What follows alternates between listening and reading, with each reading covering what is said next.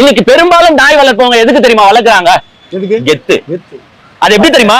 நான் சில பேரெல்லாம் பாப்பேங்க, அப்படி அந்த நாயை இப்படி ஒரு செயின் போட்டு ஒரு வாக்கிங் கூட்டிட்டு போவாங்க. அதுல அவங்க மூஞ்சில ஒரு கெத்தா பாக்கணுமே, என்னமோ சிங்கக்குட்டிய கையில புடிச்சினா அப்படி பாத்தியா நாய் எந்த நாய் வச்சுக்கிட்டு புளிய இப்படி புடிச்சிட்டு நடப்பாங்க பாரு. கெத்து எது? அவங்க நாயை புடிச்சிட்டு நடப்பாங்களா? நம்ம இப்படி ஓரம் வாங்கி போகணும். அப்படி அது வருதுன்னா நம்ம இப்படி சைடு வாங்கி போகணும். நடுவுல போவாங்க, அந்த சைடு ஓரமான போறது கிடையாது. உனக்கும் உன் நாய்க்கும் இந்த கவர்மெண்ட் ரோடு நினைச்சிட்டு இருக்கீங்களா?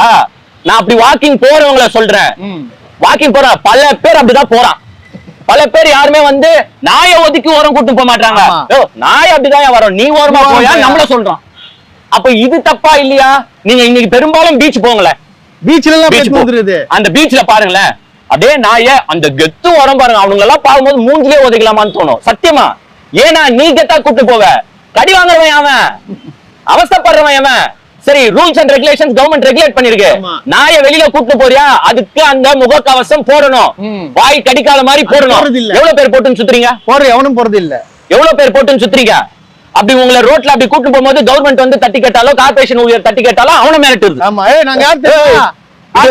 இது எவ்வளவு ரூபாய் நாய் தெரியுமா? 1 லட்சம். நான் எவ்வளவு சாப்பாடு, நான் அதுக்கு போடுற சாப்பாடுதான் உனக்கு 1 மாசம் சம்பளம். அவனை அசிங்கப்பத்து.